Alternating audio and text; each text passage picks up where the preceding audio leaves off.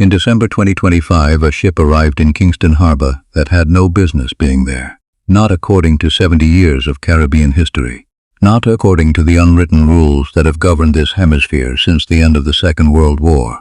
It was a Chinese naval vessel, the Peace Ark, painted white, marked with a red cross, carrying doctors instead of missiles. And it dropped anchor less than 200 miles from the largest concentration of American warships the Caribbean Sea had seen since 1962. Since the Missile Crisis, since the 13 days the world came closest to nuclear war, nobody fired a shot, nobody raised an alarm on cable news. Most people scrolling their phones that week never heard about it at all. But inside the Pentagon, inside the State Department, inside the shipping conglomerates that quietly run the arteries of the global economy, that ship's arrival set off a different kind of alarm. A slower one, a quieter one. The kind that doesn't make headlines but changes the balance of power for a generation. Because here is what almost nobody reported. That vessel did not simply appear in Jamaican waters. Jamaica invited it. And Jamaica invited it because of something worth far more than medical aid. Something worth billions of dollars. Something the United States has watched, with growing unease for the better part of a decade. If you stopped 100 people on a street in London, New York, or Toronto, and asked them to name a major Caribbean port, Kingston probably would not make the list. It should. Because right now in that harbor, two of the most powerful nations on earth are locked in a contest for control. Not with soldiers, not with missiles, with contracts, cranes, and concrete. And the outcome of that contest will help decide who controls global trade in the Western Hemisphere for the next 50 years. This is the story of how a small island nation became the center of a silent war between superpowers. How the price of the goods on your shelf, the strength of the Jamaican dollar, and the flow of remittances back to family in Kingston, Montego Bay, and Spanish Town are all quietly tied to who wins control of one harbor. If you think this doesn't touch your life, stay with me. Because by the end of this video you will understand exactly why it does. Before we go further, if you find what you're about to hear as unsettling as I did when I first started digging into it, do one thing for me. Hit subscribe. Caribbean Journey exists because people like you decided this kind of reporting deserved a bigger audience. We are working toward 10,000 subscribers so we can keep producing documentaries the mainstream Caribbean media simply will not touch. It costs nothing, it takes 2 seconds, and it is the single biggest reason we are able to keep this channel independent. Now, let's get into what's actually happening in that harbor. To understand why Kingston matters, you have to start with something as simple and as permanent as geography. Jamaica sits in one of the most strategically valuable positions on the entire planet. The island rests roughly 32 miles from the shipping corridors that feed directly into the Panama Canal. Every year, close to 15% of all global container cargo moves through the wider Caribbean Sea. That is not a small regional statistic. That is trillions of dollars in goods, electronics manufactured in Shenzhen, vehicles built in Germany, food grown in Brazil, pharmaceuticals produced in Europe. All of it moving through waters that Jamaica's southern coastline looks directly out onto. Kingston Harbour itself is not an ordinary port. It is the 7th largest natural harbour in the world. Deep enough to receive the massive container ships that now dominate global shipping. Sheltered enough to operate through hurricane season without shutting down. And positioned in exactly the right place to function as a transshipment hub, a central sorting station where cargo arriving on giant ocean-crossing vessels gets broken down and redistributed onto smaller ships heading to dozens of destinations across the Americas. Transshipment is not a glamorous word, but it is the quiet engine underneath almost everything you own. Every appliance in your kitchen, every piece of clothing in your closet, every component inside your car pass through a port at some stage of its journey. Ports are the choke points of the modern economy. Whoever controls a major port controls the flow of goods through it. They control the data about what is moving and when. They control the timing that determines whether a factory keeps running or grinds to a halt, whether store shelves stay full or sit empty. Here is how it actually works in practice. A mega vessel carrying 15,000 containers departs Shanghai. It physically cannot stop at every port scattered across the Caribbean, Central America, and the U.S. Gulf Coast. That would cost months of transit time and millions of dollars in fuel. So instead, it stops once at a major hub. Containers are unloaded, sorted by destination, and loaded onto smaller feeder ships that fan out across the region. Whoever operates that central hub effectively becomes the traffic controller for an enormous share of Western Hemisphere trade. Kingston already handles more than 60% of all cargo transshipment activity in the Caribbean. Sit with that number for a moment. More than half of everything moving through Caribbean waters touches Kingston at some point in its journey. That is not just economically significant, that is strategically decisive.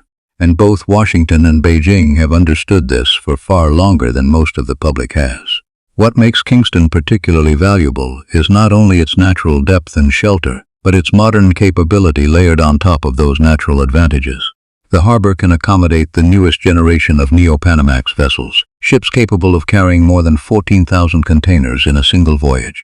The port operates nearly around the clock, 6 days a week. It maintains direct connections to the world's largest shipping lines, Maersk, CMA CGM MSC, and Hapag-Lloyd among them. And perhaps most importantly, Kingston has something that many rival Caribbean ports simply do not: room to expand. The Westlands expansion project, launched in the middle of 2025, is adding 15 hectares of new operational space to the port. Enough land for expanded container yards, modernized gate stems, and next-generation logistics infrastructure. That single phase of investment totals $80 million, with further expansion already planned. Jamaica's government has made port development a named national priority. Prime Minister Andrew Holness has spoken publicly about transforming the island into the logistics hub of the entire Western Hemisphere. It is an ambitious vision, but the raw geography makes it genuinely achievable if Jamaica can secure the capital and the technical partners to build it out. Which raises the obvious question: who is willing to provide that capital? And what do they want in return? To answer that, you need to understand something most people never think about. Ports do not run on ships alone. They run on cranes, on automated gate systems, on the software that tracks every container from the moment it's lifted off a vessel to the moment it leaves the terminal gate on a truck. Building or upgrading a modern port terminal is not like paving a road. It requires specialized engineering firms, heavy equipment manufacturers, and finance structures that can absorb years of construction before a single additional dollar of revenue comes in. Very few countries and very few companies on Earth have the balance sheet, the technical expertise, and the political willingness to fund that kind of project in a small island economy. As it happens, only 2 governments currently have both the capital and the strategic motivation to do it at scale in the Caribbean. And that narrows this story down to exactly the 2 players you'd expect. In the last 2 years, Kingston has quietly become the site of a spending contest between the 2 most powerful economies on the planet, and it started, publicly at least, in July 2025. That month, China Harbour Engineering Company, a state-owned construction and infrastructure giant, with a track record spanning ports on nearly every continent, signed a memorandum of understanding with the Port Authority of Jamaica. The agreement outlined a major expansion of Kingston's container terminal. New cranes, deeper berths, expanded automated systems, financed largely through Chinese state development capital. This was not China's first move into Caribbean and Latin American port infrastructure. Not even close. Chinese state-linked firms have been steadily acquiring stakes in or constructing outright port facilities across the region for close to 2 decades. The most dramatic example sits in Peru. The Chancay megaport, a multi-billion-dollar deep-water facility built with direct Chinese state financing and majority Chinese ownership, opened in late 2024 to enormous fanfare. When Chinese President Xi Jinping personally traveled to Peru for the inauguration, he stated plainly that Peru would consolidate its position as a hub connecting Asia with Latin America and the Caribbean. Strip away the diplomatic language and the meaning is unmistakable. China was announcing that it now controls a critical node in the global trading system. On the western edge of a hemisphere the United States has considered its own strategic backyard since the Monroe Doctrine was written in 1823. Kingston, many analysts now argue, could become the next Chancay, not a military outpost, something far more effective in the 21st century, a commercial choke point. To understand how unusual this is, it helps to remember what the old rules of the region actually were. For most of the 20th century, the Caribbean was treated, quietly but firmly, as an American sphere of influence, not through formal colonization but through banking relationships, trade agreements, tourism dependency, and, when governments step too far out of line, more direct intervention. Grenada in 1983 remains the most vivid example, a small island invaded by American forces within days of a leftist coup. That era shaped 2 generations of assumptions about who ultimately calls the shots in this hemisphere.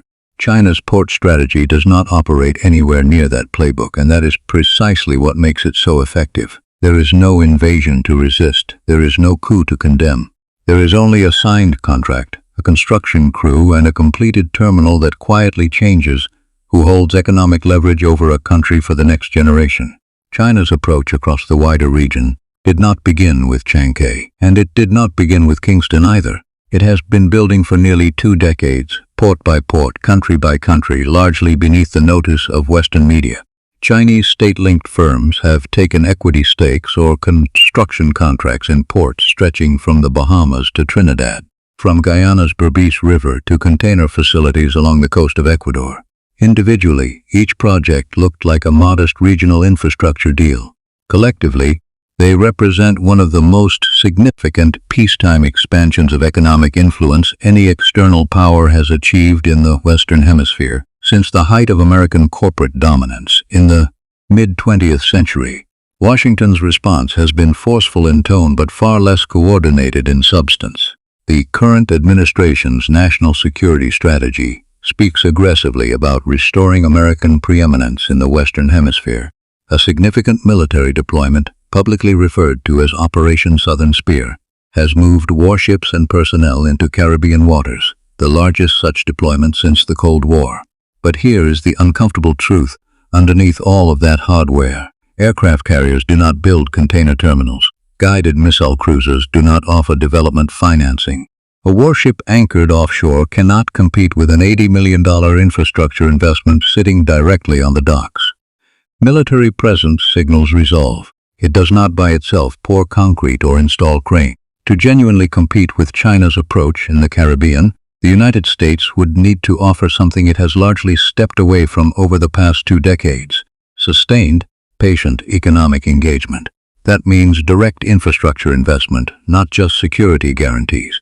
That means long-term partnership, not periodic lectures about governance and democracy delivered from a podium in Washington. That means showing up with capital before China does, rather than reacting defensively after Chinese firms have already signed the contracts. Whether that shift actually happens remains an open question, and the track record so far gives little reason for confidence.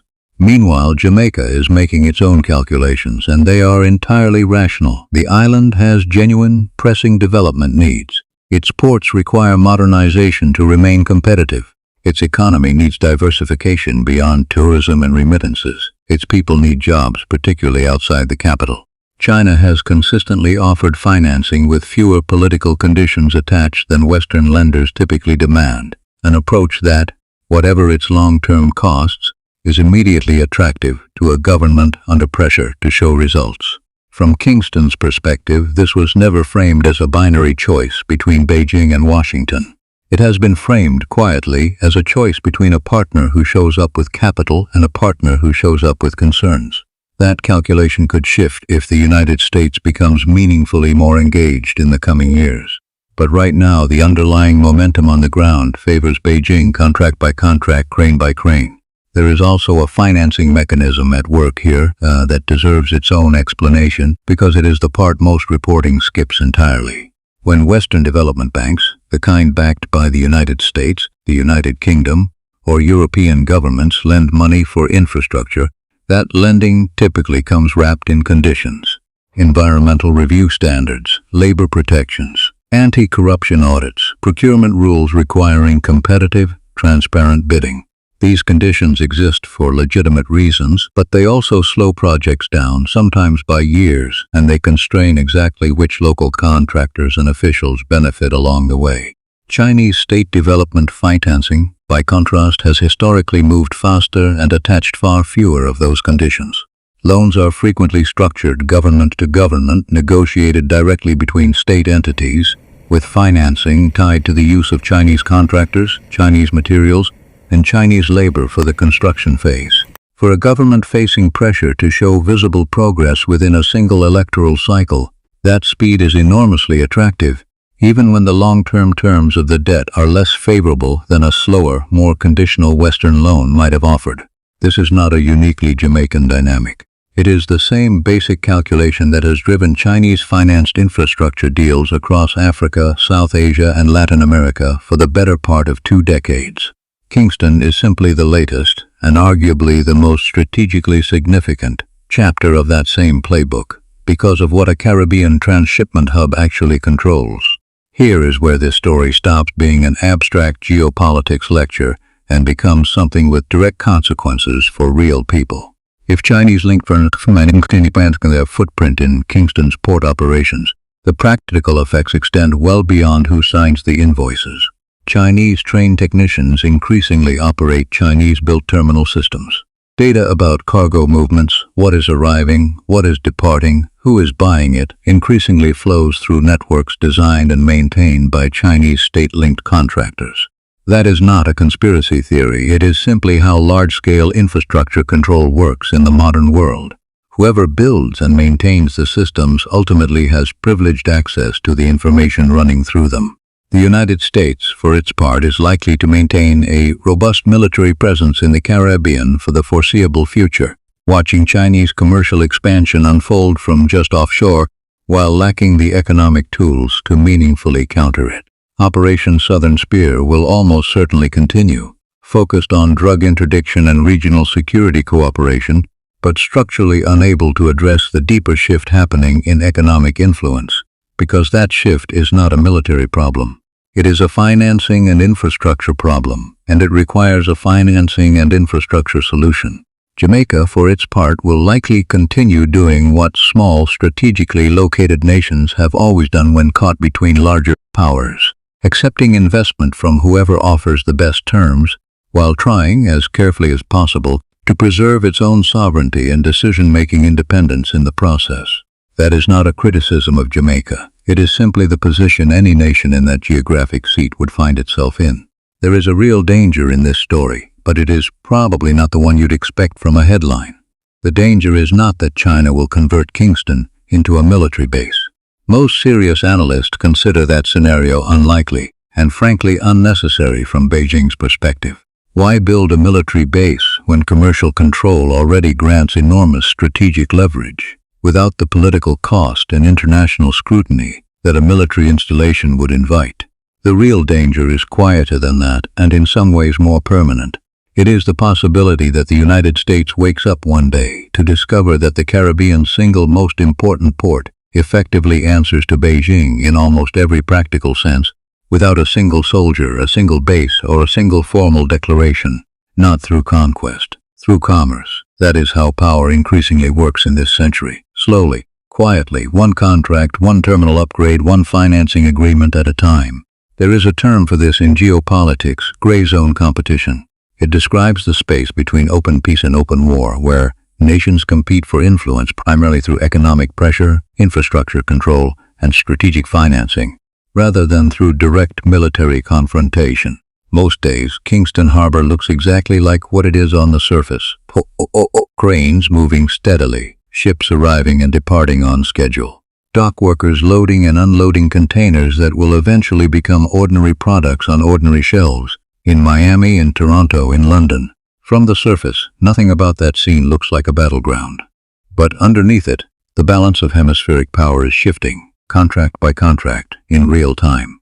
Before we go further, it's worth pausing on something that gets lost in almost every version of this story you'll find online. Kingston has been at the center of exactly this kind of great power competition before. This is not new territory for the harbor.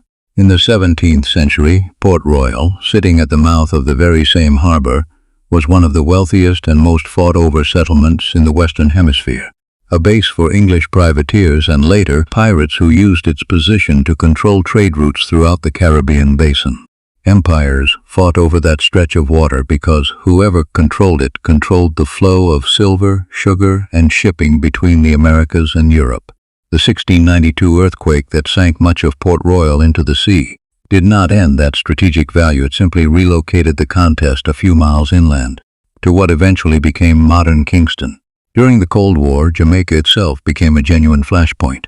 In the late 1970s, under Prime Minister Michael Manley, Jamaica pursued closer ties with Cuba and a broader non-aligned foreign policy, provoking real concern in Washington that the island might drift into the Soviet orbit.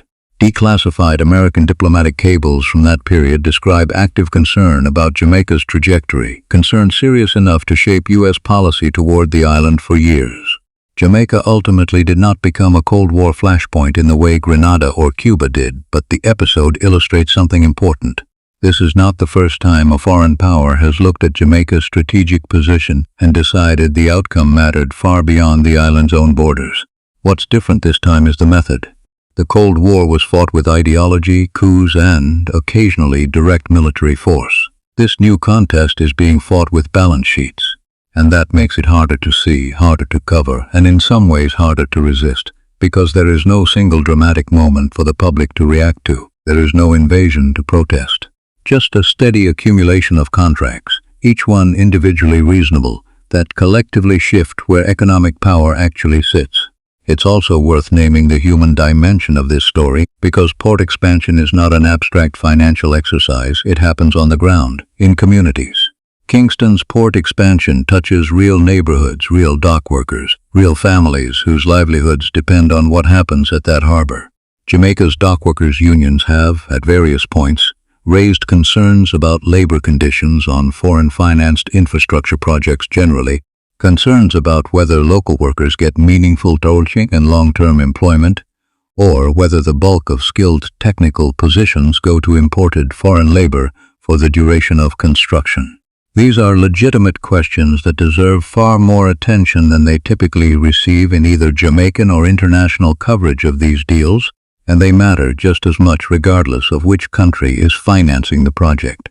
Now, let's bring this back to something a Jamaican in London, a Guyanese family in New York, or a Trinidadian household in Toronto can actually feel in daily life, because this is not a story confined to think tanks and embassy briefings. Kingston is the port most of the goods flowing into and out of Jamaica ultimately pass through. That includes the barrels shipped home to family for the holidays. That includes the imported food staples sold in Jamaican and wider Caribbean grocery stores across the Diaspora. That includes construction materials for the housing projects and remittance-funded builds many of you are personally paying for back home from abroad. When shipping costs at a hub port rise, when efficiency drops, when political friction disrupts operations, those costs move downstream. They show up as higher prices at the barrel shop. They show up as delays on materials for a house you're building for your mother in Portmore or St. Anne. They show up eventually in the exchange rate the Jamaican dollar carries against the pound, the US dollar, and the Canadian dollar, because a port this significant to national trade revenue has a direct relationship with currency stability. This is also quietly a job story. Port modernization, whoever ultimately finances it, means expanded operations, which means expanded hiring, logistics roles, engineering positions, technical trades tied to a modern container terminal. For the diaspora specifically, a more efficient, better capitalized Kingston port also means a more efficient supply chain for everything that connects you back to home: remittance-funded goods, care packages, building materials, and the steady flow of trade that keeps family businesses on the island running. You do not need to have an opinion on whether Washington or Beijing wins this contest to understand that the outcome touches your wallet either way. What you can do is stay informed enough to understand why prices move, why delays happen, and why the political noise around a port most people have never heard of is not, in fact, background noise. It is the front line of a story that will shape the Caribbean's economic future for decades. Think for a moment about the actual mechanics of how a family in the diaspora stays connected to home. A relative in Brooklyn sends a barrel every few months, filled with clothes, food staples, and household goods, timed around a birthday or the start of a school term. That barrel does not travel in a straight line from a warehouse in New Jersey to a doorstep in Clarendon.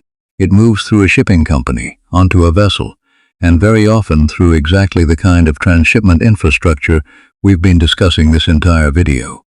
When port efficiency improves, that barrel arrives faster and at lower cost.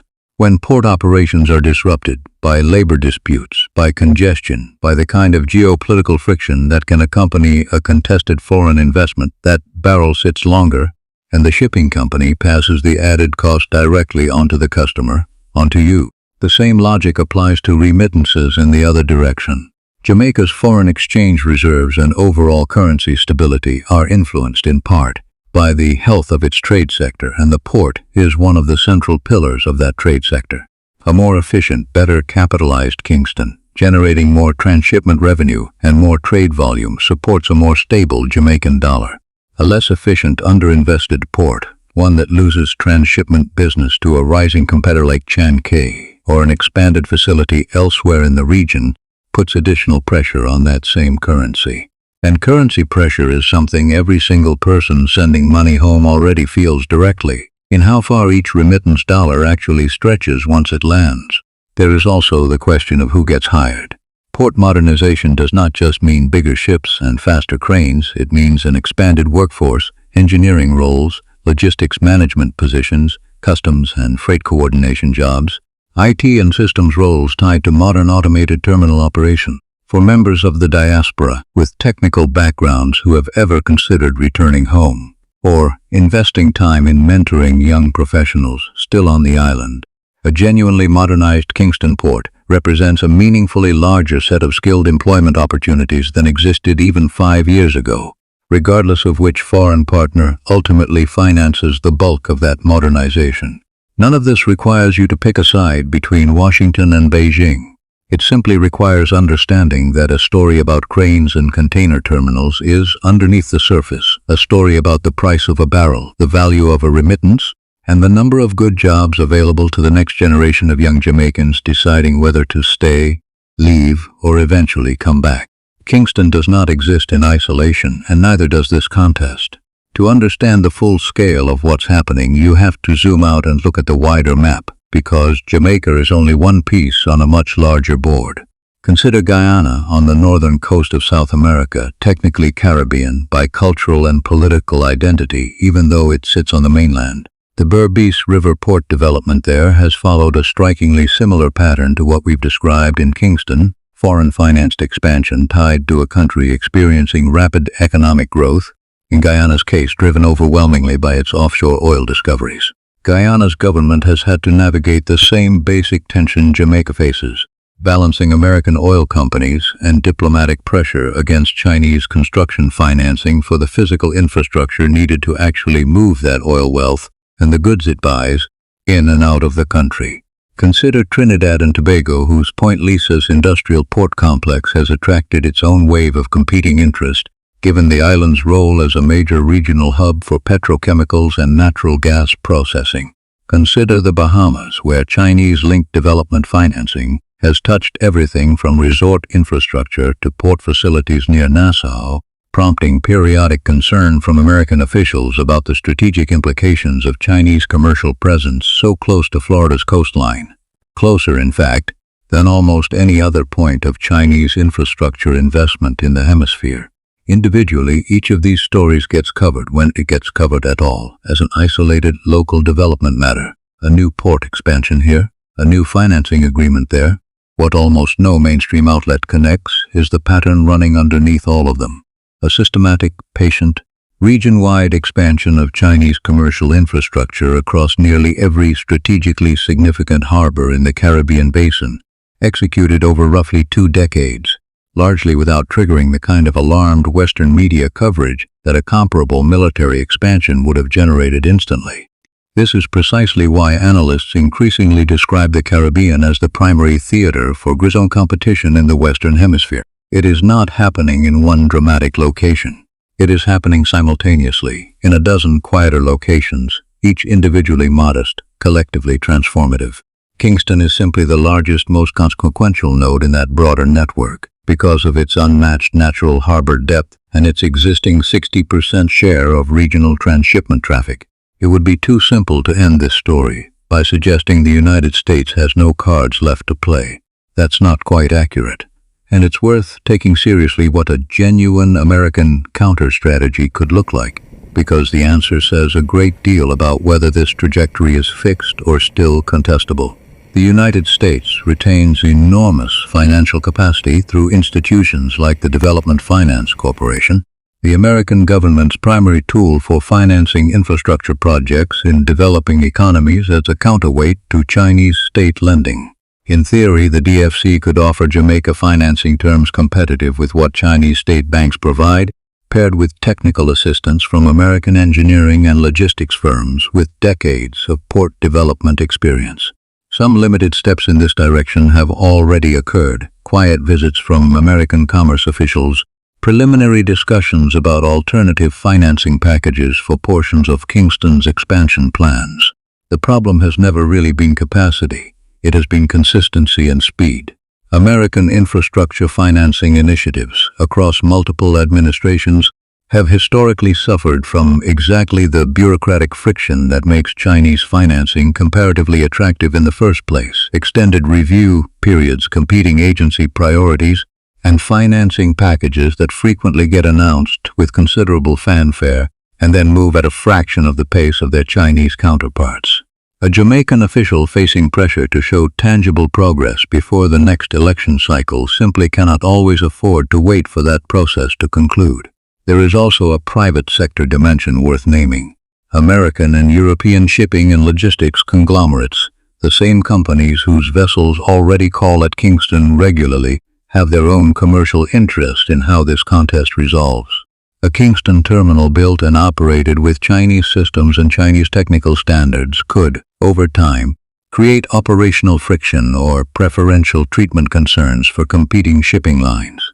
Some of these companies have quietly lobbied their own governments for a more assertive Western financing response, not out of geopolitical concern exactly, but out of straightforward commercial self-interest in keeping the terminal operationally neutral and technically interoperable with the global shipping systems they already rely on.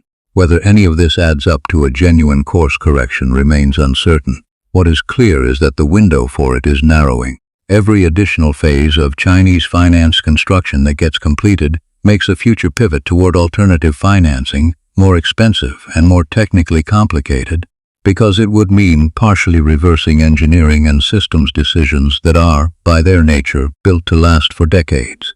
Infrastructure has a kind of gravity. Once enough of it exists in one form, changing course becomes exponentially harder with each passing year. So where does this actually go from here? In the near term, expect China Harbour engineering to move forward with completing its expansion of Kingston's container terminal capacity. Expect that expanded capacity to translate into a meaningfully larger share of regional transshipment traffic running through Jamaican waters. Expect continued and likely growing American military presence in the wider Caribbean, serving primarily as a signal of resolve and a counter-narcotics enforcement mechanism, rather than as a genuine competitive answer to Chinese infrastructure financing. Expect Jamaica to continue walking a careful, deliberate line, accepting capital from multiple partners, resisting exclusive alignment with either Washington or Beijing, and prioritizing its own development timeline over the preferences of either superpower. That is, frankly, the smartest available strategy for a small nation holding this much strategic leverage. Every serious government in Jamaica's position, across administrations, understood that leverage and used it. The clock, however, is not standing still. Every new contract signed makes the current trajectory more difficult to reverse. Infrastructure, once built, tends to stay built.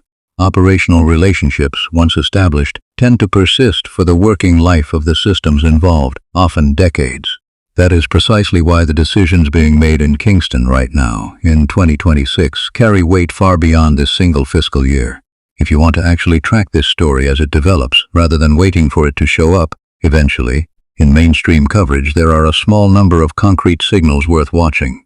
Watch for the completion timeline of the Westlands expansion project, because delays or accelerations in that construction schedule tell you a great deal about how confident the current financing partners actually are.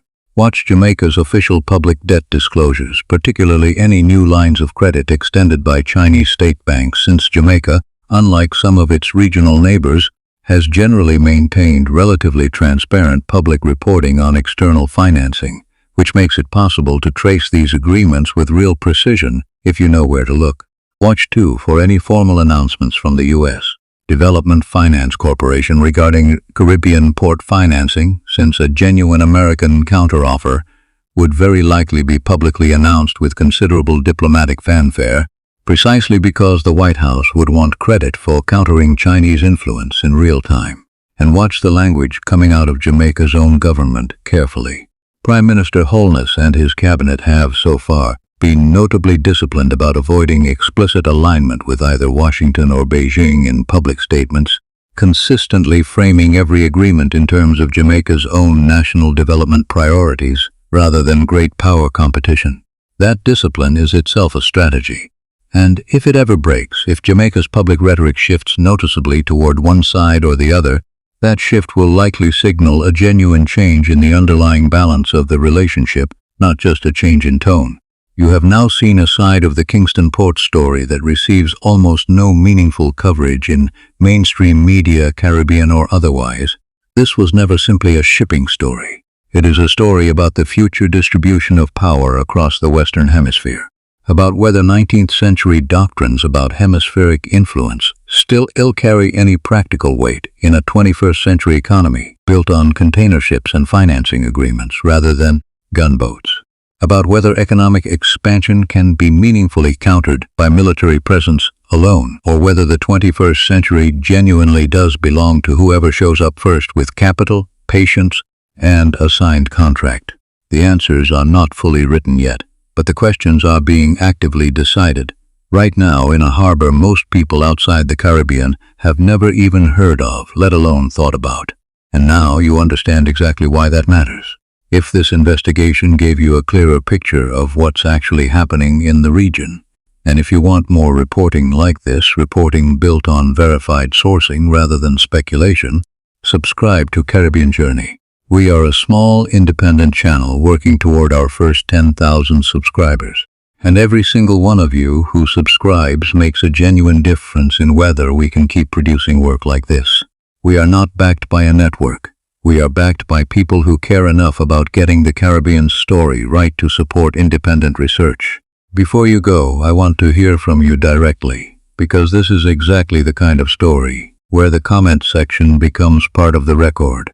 If you're Jamaican or from anywhere in the wider Caribbean and you have family sending remittances home, does a story like this change how you think about the region's economic direction? Do you think Jamaica is playing this correctly, extracting maximum value from both sides without picking one? Or do you think there's a real cost to that approach that isn't being talked about enough? I'd genuinely like to know what people with direct ties to the island think, because that perspective matters more here than any analyst's opinion, including my own. The biggest shifts in history rarely happen with headlines and press conferences. They happen quietly in port terminals and contract negotiations, while most of the world is looking somewhere else entirely. Kingston is one of those quiet shifts, and now you understand exactly why the United States is watching it so closely. One more thing before you go. Somewhere in Kingston Harbour, right now, as you're listening to this, a crane is lifting a container off a ship that left Shanghai 3 weeks ago. Nobody on that dock is thinking about the Monroe Doctrine, or gray zone competition, or the Development Finance Corporation. They're doing their job. That's the strange, quiet truth about how history actually moves. It rarely announces itself. It just accumulates, one shift, one container, one contract at a time, until one day the map looks completely different from the one everyone grew up believing was permanent. Thank you for spending this time with Caribbean Journey. If you want to understand what's really shaping the Caribbean's economic future, subscribe, and I'll see you in the next one.